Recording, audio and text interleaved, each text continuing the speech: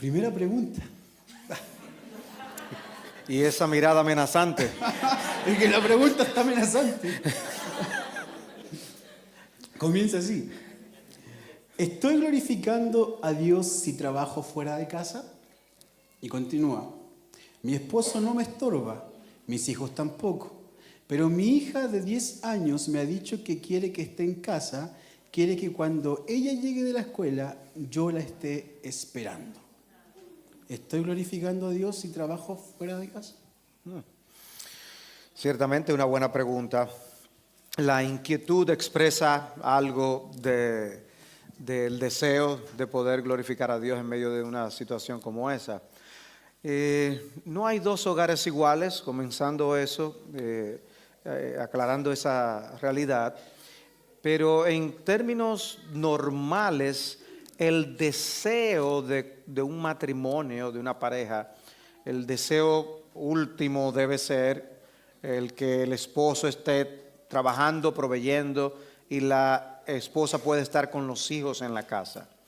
No es lo mismo un matrimonio que no tenga hijos, no es lo mismo un matrimonio que ya crió y el hogar, el nido está vacío, a una situación donde todavía hay niños pequeños. Ciertamente la presencia en el hogar de una madre hace una enorme diferencia. Y en ese sentido nosotros los creyentes somos los que más podemos estar conscientes de esa necesidad en medio de la generación en la que estamos viviendo. Los primeros años de la edad de un niño son cruciales. Tenemos ejemplos bíblicos como es el caso de Moisés, como la enseñanza que su propia madre pudo darle gracias a ese actuar providencial de Dios que le permitió ser criado por su mamá, hizo la diferencia cuando tuvo que identificarse con el pueblo de Dios y no con los egipcios. Esa crianza que él recibió hizo una gran diferencia. Y yo creo que nosotros debemos estar conscientes de que no queremos criar egipcios.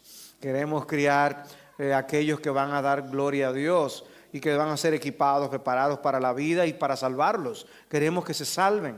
Bueno, moldear un alma es una gran tarea. Para aquellos que simplemente traen hijos al mundo y no piensan en el deber y la responsabilidad de moldear un corazón, pueden verlo como nada el hecho de que estén dedicando sus mejores tiempos al mundo. Pero alguien que está consciente del poder educativo de una madre en un hogar, que está viendo las reacciones, las palabras, lo que hace y deshace un niño, sabe que es una inversión de vida y de tiempo que es crucial. Y de hecho, para muchas personas para poder trabajar fuera tienen que a veces asumir gastos y responsabilidades y colocar los hijos bajo el cuidado de personas que no necesariamente lo van a hacer mejor que tú. ¿Quién mejor que tú para criar a tu hijo? O sea que habiendo aclarado el hecho de que si Dios te dio esos hijos, es porque Dios te está dando esa responsabilidad de criarlos, a ti y no a otro, y habiendo aclarado el punto de que si no tienes hijos hay todavía cierta libertad, si ya los hijos criaron hay cierta libertad. La mujer de Proverbios 31 es una mujer que obviamente contribuye de una forma significativa a la finanza del hogar y administra cosas como lo vemos en el capítulo 31 de Proverbios. Habiendo aclarado eso, o sea, yo creo que es un gran privilegio de una madre poder dedicar esos años a la crianza de sus hijos. Obviamente, para eso el equipo matrimonial tiene que estar claro, unidos, trabajar en equipo con eso y ver el valor que eso tiene. Estar claros en que eso significa invertir para la eternidad, educar para la eternidad. Si no tienen esa visión, posiblemente cedan a las presiones, sea una causa de problemas, conflictos, pero mi llamado sería a que sí se pongan de acuerdo y trabajen en pro de la crianza de esos hijos. Me llama la atención la solicitud de esa niña, que con 10 años quisiera tener a su madre cuando llegue de la escuela. Y de verdad, nosotros tenemos 4 hijos. La mayor está casada de 28, el segundo tiene 26, la tercera tiene 22 y el cuarto tiene 14. Los últimos 3 viven todavía con nosotros. Y yo puedo ver la labor que mi esposa dedica aún con el hijo de 14 en su educación. Y yo digo, ¿y quién más puede ayudar en ese sentido y tener ese cuidado que ella? Pero es que permite ver muchas cosas. Una madre que está en contacto con sus hijos puede ver cosas que otra persona no puede ver. Para mí es triste escuchar reportes de personas que dejan a sus hijos bajo el cuidado de terceros, que cuando van al médico, el médico empieza a hacer preguntas y quien responde es la persona que lo cuida y no la mamá. O sea, ahí hay situaciones que no son lo mejor y si hay dificultades y si hay asuntos financieros que están empujándolos a eso y tienen que verse forzados a eso, si lo hacen, yo diría que solamente yo estaría tranquilo si ustedes están orando todos los días para que eso pare. Si están orando para que Dios les supla lo suficiente para que la mujer pueda estar en casa con sus hijos. Dice que las mujeres más ancianas deben enseñar a las menores a amar a sus hijas, a su esposo y a sus hijos. O sea, y qué mejor manera de dedicar ese tiempo. O sea, ser cuidadosa de su casa, no ver la visión de menosprecio con que hoy se trata el hecho de que una mujer tenga su hogar bajo orden. Eso no es una labor sumamente valiosa. Y hoy nos quieren hacer creer que hay otras cosas que valen más que eso. Y nosotros tenemos que mantenernos firmes, creyéndole al Dios que todo lo sabe y no a los sabios de este mundo. Amén. Amén. Gracias, pastor. ¿Ya me puedo sentar? No. Por ahora no. Voy a tratar de interpretar la pregunta siguiente y tiene que ver con uno de los dos cónyuges ha pecado. Y al parecer lo que la pregunta está tratando de describir es que el pecado es constante en uno de los dos. La pregunta entonces es la siguiente: ¿hasta qué punto el otro cónyuge, el que no está pecando, debe soportar al que peca continuamente? ¿Hasta qué punto? Bueno, no dice si son creyentes los dos o no. En ese aspecto, si no es creyente, puede haber aspectos que hay que considerar de testimonio al no creyente. Si es creyente, asumo que están asistiendo a una iglesia, son miembros de una iglesia y que pueden someterse al cuidado pastoral de esa congregación. Y en ese caso, si necesitan ayuda, buscar la ayuda en ese aspecto. Pero hay pecados y hay pecados. ¿Qué vamos a decir? Imagínense que sea alguien que no le coloca la tapa a la pasta de dientes. Entonces el pecado no es no ponerle la tapa a la pasta de dientes, pero puede ser la desconsideración al otro, vamos a decir. El pecado de la desconsideración, del crimen de no ponerle la tapa a la pasta de dientes. Si eso es una cosa, otra cosa sería que la persona sea iracundo, orgulloso, un pecado escandaloso de abuso. Depende de la naturaleza del pecado que estamos hablando. Como creyentes, nosotros somos llamados a ser tolerantes, a pasar un manto de amor sobre muchas cosas. Dice que el amor cubre multitud de pecados. Que yo sepa, la palabra la multitud no habla de 2 ni de 3. Es multitud de pecados. Y en ese aspecto, Cristo nos llama a ser tolerantes y a ser pacientes. Por eso Pedro parecía muy piadoso cuando dijo: Señora, hasta 7 veces que tú quieres que yo perdone el pecado de mi hermano. Y Cristo dice: no, hasta 70 veces. Pero no 70 pecados diferentes. Si 70 veces por el mismo pecado viene y te dice perdóname, dice que tú tienes que perdonarle. ¿Cómo, pastor? Sí, eso mismo. O sea, Cristo quiere que si la persona por el mismo pecado 70 veces nos pide perdón, que lo perdonemos. Pero eso es humanamente imposible. Solamente en el poder del Espíritu de Dios. Pero es lo que Cristo nos llama a hacer. Obviamente no es para que estemos contando cuántas van. Ya van 69. Lo que el Señor quiere es que nosotros tengamos una disposición a perdonar, a tolerar, a ser pacientes y que escojamos nuestras luchas. O sea, entonces, ¿es cierto que por la tapa de la pasta de dientes tú vas a hacer un berrinche? ¿O deberías tener paciencia y tolerar un montón de cosas? Y tú dejas las cosas importantes para ser tratadas, entonces buscar consejo sobre ellas, confrontar en amor cuando haya que hacerlo. Pero así como tú quieres que te traten a ti, debes de tratar al otro. Y considerar que tú eres un pecador como el otro también. Y que así como el otro peca continuamente en algunas áreas, tú también pecas de continuo en otras áreas.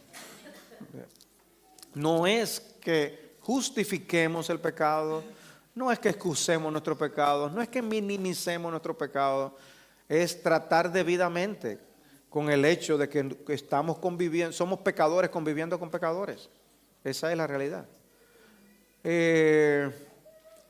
Yo a veces veo que hay esposas y esposos que por X número de pecados están dispuestos a dar un puntapiés al otro, pero por un hijo no. Un hijo les hace el mismo pecado tantas veces y la madre sigue perdonando, el padre sigue perdonando y toleramos a los hijos cosas. ¿Por qué no lo puedes perdonar también a tu esposa y tu esposo? ¿No deberíamos mostrar también la misma compasión, la misma paciencia, el mismo soportarnos y perdonarnos? Entonces yo creo que esa pregunta puede tener diversas aristas de cómo responderla, pero si hay que buscar ayuda, que la busquen pastoralmente, pero hay otras cosas que esta pregunta nos hace un llamado a la tolerancia. Amén. Amén. La siguiente pregunta tiene que ver con que la voy a leer textual. ¿Así? Sí. Dice: es muy difícil someterse a dejar que Él tome las decisiones porque Él no quiere tener la responsabilidad o simplemente no le gusta. ¿Cómo puedo dejar de preocuparme y ser solo la que lo sigue en obediencia? Me cuesta mucho. Punto, consejo. Entiendo que le cueste mucho porque ese hombre aparentemente ha abdicado de su responsabilidad y en ese sentido, si es creyente y es miembro de una iglesia, yo trataría de buscar ayuda para que sea una persona que cada vez pueda ejercer su rol. Cuando hay crisis en el cumplimiento de los roles, nosotros tenemos que enfrentar el hecho, la realidad. O sea, no estoy cumpliendo con mi rol. Eso puede pasarle a una mujer que no cumple con su rol o a un hombre que no cumple con su rol. Nosotros no tenemos libertad de abandonar nuestro puesto donde Dios nos ha colocado. Y en ese sentido, si tú puedes hablar en amor a Él y decirle, mira, podemos hasta estudiar juntos un material bíblico y leer todo lo que tenga que ver conmigo como mujer, y yo acepto que me digan, y luego vamos a leer todo lo que tiene que decir un hombre sobre el hombre. Y tenemos que mantenernos siempre aguzando nuestros matrimonios, tenemos que mantenernos afilando nuestros matrimonios. A veces las mujeres son prestas a leer libros sobre matrimonio y los hombres no. Entonces nosotros también tenemos que leer libros de matrimonio, también tenemos muchas cosas que aprender. Yo por eso a veces le digo a los hombres, cómprate el libro de cómo amar a tu esposa, cómprate el libro de cómo orar por tu esposa, cómpratelo. Hay esos libros. Cómpratelos, léelos y aplícatelos a tu vida. Si tú oras por tu mujer con frecuencia, tú vas a cambiar en cualquier área en que Dios te llame a cambiar. Porque tú le vas a poner las patitas a las oraciones que tú estás haciendo. Si tú estás orando por algo, no vas a querer ser hipócrita por eso que tú estás orando. Pero tú puedes como líder cumplir un rol importante en cumplir tu parte. Ahora, puede ser que tú te sientas con una debilidad en esa área. Busca ayuda entonces. Busca ayuda quizás en otro amigo que tenga un matrimonio estable, de alguien que sea digno de imitar en esa área. No tiene que ser un pastor y puedes aprender. Pero si tienes que buscar ayuda pastoral, buscar ayuda pastoral también. Es mejor eso a dejar que el matrimonio siga estropeándose y dañándose en áreas como esa. Entonces, miren la inseguridad que puede causar eso en una mujer. Él no está tomando las decisiones. ¿A dónde puede eso llevarnos? ¿Cuánto tiempo tengo yo que tolerar estas cosas? Yo creo que la actitud no debe ser, bueno, voy a orar hasta ver a cuándo Él cambia. No, yo creo que hay que tratar de dar pasos para que eso cambie. Y buscar las herramientas bíblicas con respeto, con amor. No tiene que ser de una manera que sea una guerra de guerrillas, sino tratar de en amor buscar, mi amor, vamos a buscar ayuda, necesitamos buscar ayuda para que él asuma ese liderazgo. Puede haber aspectos en donde esa mujer ha sido regalada a ese hombre como ayuda idónea precisamente porque hay carencias donde ella tiene fortalezas, donde tú debes dar ese aporte a tu matrimonio. Hay hombres que no, su fortaleza no son las finanzas. Y ellas sí tienen fortaleza en la finanza. La sabiduría del hombre es apoyarse en esa sabiduría que la mujer tiene, en esa experiencia con el manejo del área de la finanza. El delegar esa responsabilidad a la mujer no significa que eres poco hombre. Significa que tú eres sabio, que sabes usar el don, el regalo y el don y la mujer que Dios te dio como ayuda idónea para eso. Si tú no eres el mejor en eso, mejor que lo haga ella. ¿Ven el punto? Ahora, si ella empieza a tomar decisiones independientemente de él, esa es otra historia, porque él es el que debe estar, él es la cabeza del hogar y quien debe tomar una última decisión en ese aspecto. O sea, la vida de piedad no se manifiesta por las personas dar manifestaciones de dones extraordinarios. La vida de poder del Espíritu Santo. La vida de poder del Espíritu Santo es uno cumpliendo Efesios capítulo 5. Y siendo el esposo que tú debes ser, la esposa que tú debes ser, y cumplir con el rol. Donde hay llenura del Espíritu, están estos frutos que siguen ahí en el texto. Donde es una mujer sumisa, donde hay un hombre amoroso. Amén. La siguiente pregunta tiene que ver con uno de los dos es converso, llevan tiempo estando juntos, pero no están casados y tienen hijos. La pregunta de esta persona es, ¿qué tan importante es que ellos se casen?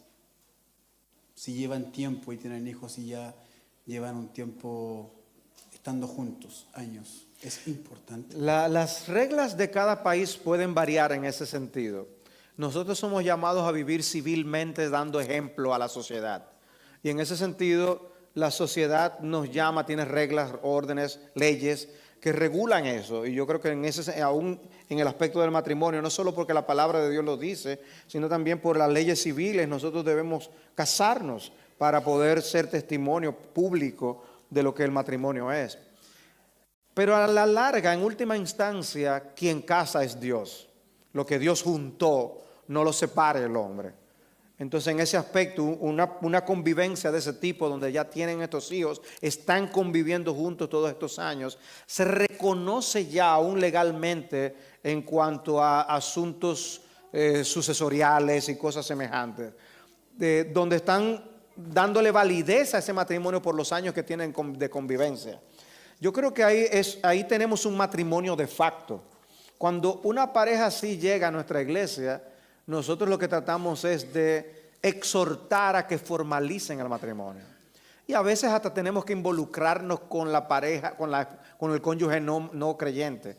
Y a veces participa de la iglesia, va a la iglesia y podemos hacer amistad y el asunto no es complicado. Pero a veces la persona, el incrédulo, no quiere ni ir a la iglesia. Y con todo uno trata de ayudar a la otra parte para estimular al cónyuge no creyente a que sí decida casarse. Si la persona decide no quiero, nosotros obviamente no obligamos, no forzamos, pero sí estimulamos a que regularicen la situación. Eso puede tener implicaciones a la hora de la persona creyente que desear ser miembro de la iglesia, y hay que ventilar esa situación y discutirlo pastoralmente. Pero que el diseño de Dios es que nosotros podamos dar testimonio público de lo que creemos aún en el área matrimonial. Y ese es algo fuera de orden. Así como Pablo le podía decir a Tito que corrigiese lo deficiente que había con iglesias sin pastor, es algo que está fuera de orden, un matrimonio que no se ha casado. Entonces, en ese aspecto, formalizarlo es un buen testimonio público ante la ley. Regulariza la situación, pero ya de facto eso es un matrimonio en la presencia de Dios. Amén. La siguiente pregunta tiene que ver con una necesidad imperiosa de un soltero que se quiere casar. Ajá. Pero su cuestionamiento es el siguiente: ¿cómo lo hago para casarme? Yo le respondería que primero tenga con quién casarse para poder casarse. Yo estoy de acuerdo contigo. Pero yo me imagino que lo que él quiere saber es en qué me debo fijar o en qué se debe fijar él de la otra persona, o si es mujer, cómo debe ser ese príncipe vestido de azul o morado o del color que se le ocurra. Si es cristiano, obviamente, la persona que se quiere casar. Bueno, si es un hombre, ¿no? Yo creo que la parte de la hombría se manifiesta en esa labor de conquista que debe llevar a cabo, pero que sea una conquista aterrizada. En otras palabras, debe haber sabiduría, debe haber visión. Hay casos en donde el hombre no tiene nada que ofrecer y va y se busca a una joven que ya tiene maestría, doctorado, vive bien en su casa, y él la quiere sacar para llevarla ¿a dónde? ¿Qué le van a decir? Yo no tengo ni que pensarlo dos veces. Nosotros que jugamos béisbol allá en República Dominicana, poncharse es un out, ¿no? El bateador se poncha. Nosotros decimos que eso es un ponche seguro. Entonces la persona no lo va a tener a recibir una respuesta positiva. Debe tener los pies sobre la tierra, ser un hombre piadoso que pueda conquistar ¿a quién? A una mujer piadosa. Pero a veces son unos hombres que no son ejemplos, no tienen sus vidas ordenadas y quieren, sin embargo, que la mujer piadosa caiga a sus pies. ¿Cómo así? Tú no eres piadoso, tú no das ejemplo asistiendo fielmente a los cultos, tú no se observa que tú estás leyendo, estudiando la Biblia, poniendo las cosas en su lugar en tu propia vida, y tú quieres que aquella persona se comprometa contigo. No es algo real. ¿Qué libro tenemos en la Biblia que puede ayudarnos que nos guía a un joven a saber cómo buscar una mujer? Proverbios. Proverbios 31, ¿se escribió para mujeres o para hombres? Para los hombres. Proverbios 31 está para que un hombre sepa qué tipo de mujer buscar. Mira, busca esto, que sea así, que tenga tal tipo de carácter. Tú tienes que saber observar, pero ¿eres tú el tipo de hombre que realmente en el que se fijará una mujer del tipo de Proverbios 31? Entonces es el hombre de verdad, el hombre fiel que menciona el mismo libro de Proverbios. ¿Eres tú ese hombre fiel, ese hombre de verdad que promete y cumple, que brinda seguridad? Porque una mujer busca seguridad. Tú brindas seguridad, inspiras confianza, porque si no, de verdad, o sea, no vas a encontrar. Ahora, encontrar cualquier mujer, eso lo hace cualquiera. Pero el que tiene una mujer virtuosa, una mujer piadosa, recibe un regalo de Dios. Proverbios 19:14, el que haya esposa, ese es 18:22. O sea que ustedes, uno comienza equivocado y ustedes siguen mal. 18:22 dice eso. Proverbios 19:14 dice que la casa y las riquezas son la herencia de los padres, mas de Jehová es la mujer prudente. O sea, una mujer prudente la da Dios a un hombre. Entonces, pero ¿eres tú el tipo de hombre que va a recibir esa mujer? O sea, debes preguntártelo, que si eres tú ese tipo de hombre. Pero sé hombre y busca cautivar y conquistar a una mujer debidamente o de una manera cristiana. Puede ser que sean adultos, pero puede ser que no. Puede ser que ella esté todavía bajo el techo de sus padres y se someta a ¿Es ella obediente a sus padres? Son cosas, pregúntale, observa. Son cosas en las que tú tienes que asegurarte para no cometer un error, porque un error en esa área Es bien costoso, bien costoso. Pero busca consejo con amigos maduros, creyentes maduros, con tus pastores. Y ellos te van a ayudar por seguro para que tú puedas hacer bien esa labor. Amén. Amén. Así que amigo, amiga, ya sabes. Siguiente pregunta. ¿Qué significa estar sujeta en todo a mi esposo? Es esta pregunta.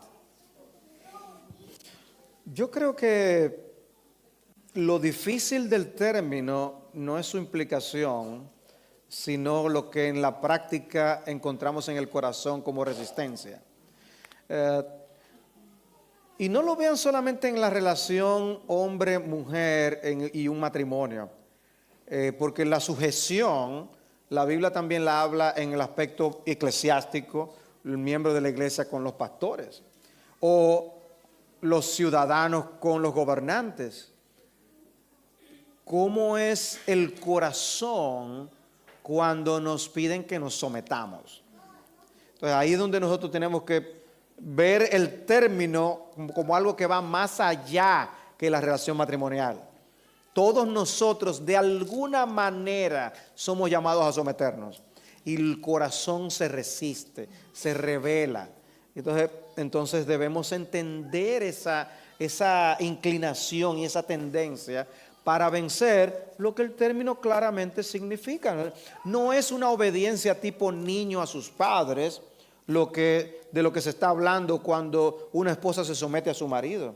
Pero está evidentemente diciendo que el marido al final es el responsable ante Dios de lo que ocurre y de las decisiones. Cuando Adán y Eva pecaron, dice que Dios salió y llamó a Adán. Adán, ¿qué has hecho? En otras palabras, Dios dijo, Adán es el responsable de esto que ha sucedido. Y lo llamó a cuenta. Ambos tuvieron consecuencias, pero Adán fue visto por Dios como el responsable en medio de la situación. En ese aspecto, una mujer tiene muchísimo que cooperar en un matrimonio y puede arrojar muchísima luz a las decisiones que se tomen. Puede ser que sea el aporte de la mujer la decisión final que tome el marido para algo, pero el responsable es el hombre. Y en ese sentido, no somos diferentes en cuanto a lo que somos. El ente hombre-mujer no es distinto, no hay que uno que es superior al otro, pero sí hay funciones diferentes. Entonces, aún empresas con líderes de liberales y de izquierda saben que tiene que haber alguien que mande, saben que tiene que haber un consejo que tome las decisiones, pero si es en el matrimonio bíblico no. Y se ofenden. No, siempre tiene que haber un orden, siempre que tiene que haber un profesor, siempre que tiene que haber un policía, siempre que tiene que haber un presidente del Senado, siempre tiene que haber alguien que dirija. Eso es un orden. Eso no significa que el presidente del Senado es más hombre que los demás. Pero funcionalmente a veces nos ofendemos porque el otro tal cosa, pero no debe ser visto de esa forma. Antes bien, debemos vernos como un equipo que juntos vamos a cumplir la misión que Dios nos dio como matrimonio. Y eso hace toda la diferencia. Y eso va a ser así en las iglesias, va a ser así en las sociedades. Pero si pisoteamos el orden de Dios, las consecuencias no se tardarán en venir. Pero es una hermosura de piedad ver a una mujer sumisa con su marido. Y no es en menos. Y puede ser que la mujer sea más inteligente, que sepa más de muchas cosas que él, en otras cosas, que sea más sabia que él. Porque nunca va a haber una medición exacta entre los dos, que son exactamente igual. No. Siempre uno de los dos va a ser más que el otro en algún aspecto. Pero trabajando en equipo, eso es una hermosura. De manera que lo que tenemos que aprender a someternos. Todos tenemos que en algún sentido someternos en algo. ¡Ay, yo no quiero someterme al pastor! Dios nos llama, si somos piadosos, a someternos al pastor. ¿Cuál es el problema? No, ¿tú quieres decir entonces que él es más importante que yo? No necesariamente. En la gloria vamos a ver la respuesta a las oraciones de quién fue que Dios respondió, que hicieron que esto fuera lo que fue. En la gloria vamos a ver muchas cosas. Hay un pasaje que yo lo veo y me gustaría predicarlo en algún momento, pero me maravilla cuando dice que Dios detuvo el sol en Gabaón como la respuesta a un hombre. Cuando hay alguien orando, cosas pasan. Y en la gloria vamos a ver quién fue de aquí el que estaba orando ahí, fajado de rodillas. Y esta iglesia prosperó porque esa persona estuvo orando. No es que lo de los demás no valió, pero cuando veamos la corona que Dios le va a dar a ese hermano, esa hermana que se fajó a orar, no nos sorprendamos. Ah, pero yo pensaba que era Julio. No.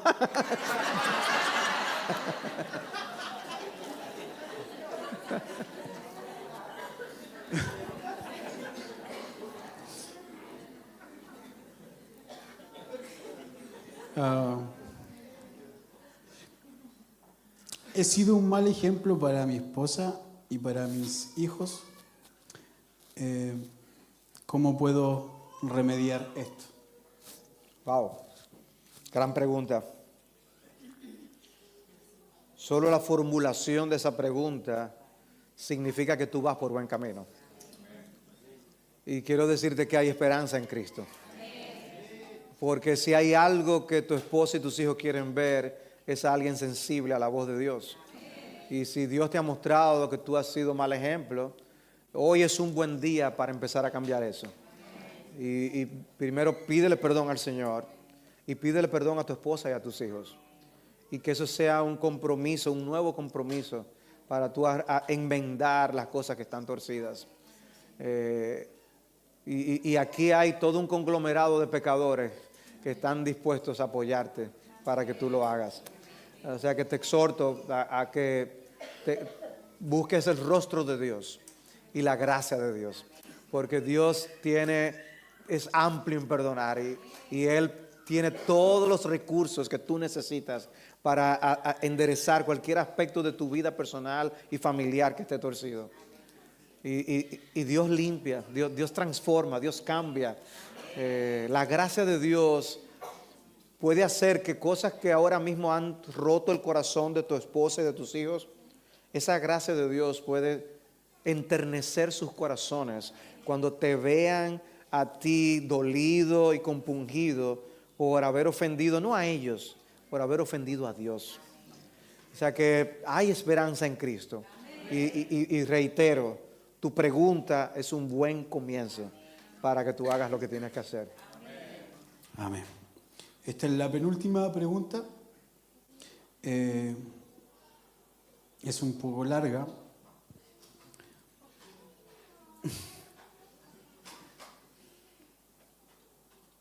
Dice así: ¿cómo aconsejar a mis padres a que tomen consejería matrimonial? Ya que muchas veces no se tratan bien, se han vuelto rutinarios y no se muestran amor, y aún así asisten a una iglesia.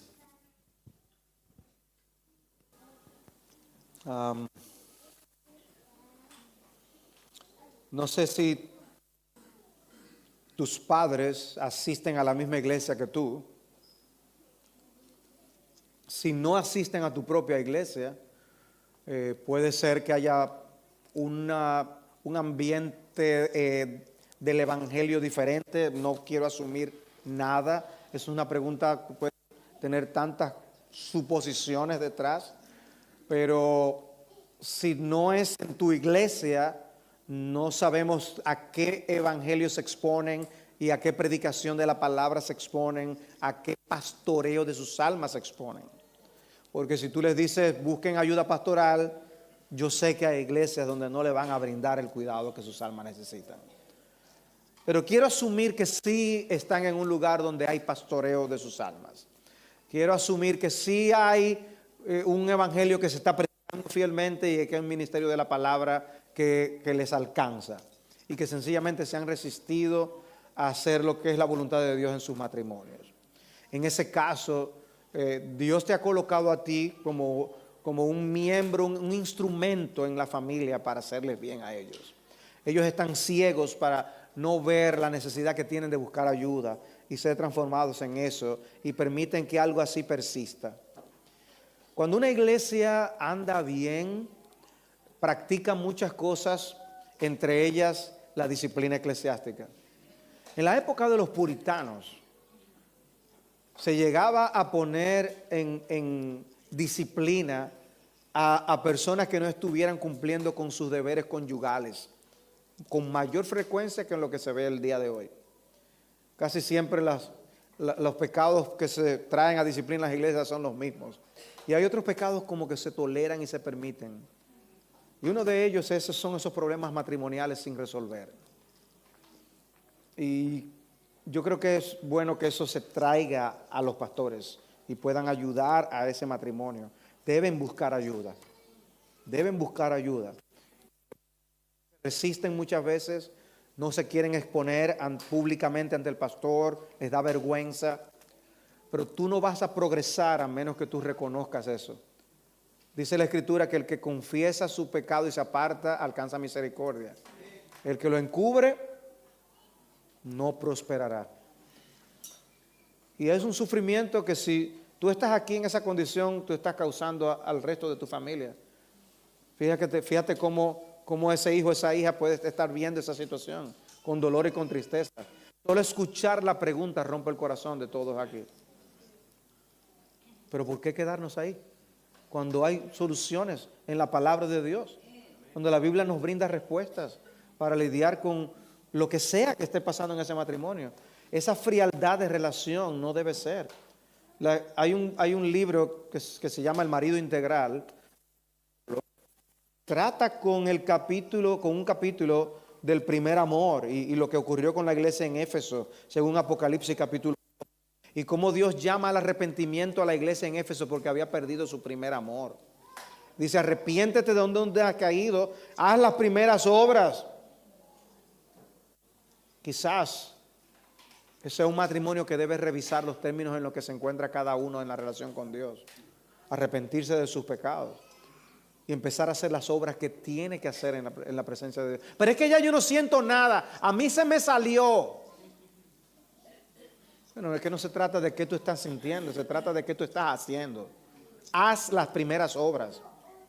Y si en las primeras obras lo que tú hacías era que tú ibas continuamente donde él y le brindabas amor y cariño, o ella recibía de ti flores, chocolates, visitas, entonces haz las primeras obras.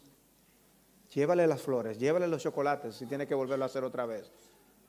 Escríbele una tarjeta pidiéndole perdón. Haz las primeras obras. ¿Y sabes lo que va a pasar? Tu amor se va a renovar. Va a empezar a surgir, porque tenemos que mantenernos cautivando románticamente a nuestras esposas todo el tiempo. Hay esperanza. Hay esperanza. Se enfrió todo, caliéntalo en Cristo. Pero así no se debe quedar. Por amor a tus hijos y por amor al Señor Jesucristo, resuelvan ese problema.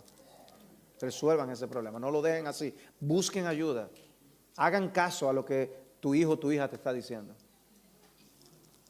Amén. Y esta es la última pregunta y quizás la más común, porque se repite también aquí muchas veces, y es la siguiente. ¿Qué pasa si mi esposo o mi esposa no es converso? ¿Cómo debo conducirme yo en el matrimonio con la intención de ganarlo para Cristo? Yo creo que el texto de 1 de Pedro 3 es claro de cómo una esposa puede ganarse sin palabras a su esposo por una conducta casta y respetuosa. Evidentemente, la manera como se comporta piadosamente es lo que va a derribar paredes para ganar ese corazón. No significa eso que es un remedio infalible, porque solo Dios puede traer ese tipo de ese arrepentimiento y esa salvación y ese tipo de resultados. Pero Dios dice que Él usa eso. Dios te está diciendo que Él usa una conducta piadosa para alcanzar al incrédulo. 1 Corintios 7 dice que el marido puede santificar a la esposa incrédula y la esposa incrédula y la esposa puede santificar al marido incrédulo. Hay cosas que benefician al otro por la conducta del creyente. Entonces puedes ver la responsabilidad donde Dios te ha colocado en un matrimonio mixto y tú tienes el deber de ser ejemplo de la gracia de Dios en ese lugar. O sea, ¿quién debe conducirse conforme a la gracia de Dios? ¿El incrédulo? No, debe ser tú, que tienes el evangelio. A ti que Dios te perdonó. Tú debes tener más paciencia que él o ella y poder así seguir adelante. ¿Tiene sus retos y desafíos? Obviamente que sí. Pero el Dios de esperanza te dice, hay esperanza. Haz la labor y espera en Dios, ruega a Dios por la salvación de tu esposo o de tu esposa. Y obra según esa oración que tú elevas a su presencia. De manera que tu vida sea consistente con la oración que tú elevas por la conversión de tu cónyuge. Y trilla ese camino. En nuestra iglesia tenemos esos casos. Y ahora mismo viene un ejemplo a mi mente. Donde yo veo a una mujer consagrada, piadosa, que siempre está buscando manera de hacer bien a los miembros de su familia. Incrédulos. Todos. Y esa mujer se mantiene ahí, siendo ejemplo de múltiples maneras, buscando estar con su marido, pero al mismo tiempo ser fiel a Cristo y a su iglesia. Y a apoyar todo lo que tenga que ver con sus hijos, estar ahí presente. Y ha sido arduo, y sí se cansa, pero renueva su fortaleza en Cristo para no desmayar. Y no hay garantías, pero lo hacemos para la gloria de Dios. De manera que esperar en Dios es un llamado. Por eso el texto de 1 de Pedro 3 habla de esas mujeres que esperaban en Dios. Es un llamado a esperar en Dios. ¿Quién es que hace el trabajo? Dios. Tú vas a trabajar, pero el trabajo lo va a hacer Dios. Por eso dice, espera en Él. Espera en Él. Hazlo tu parte y espera en Él. Confía en Él. Y Él quizás salvará por tu testimonio a tu esposa o a tu esposo. Amén, pastor. Muchas gracias. Señor, bendiga. Gracias por las respuestas.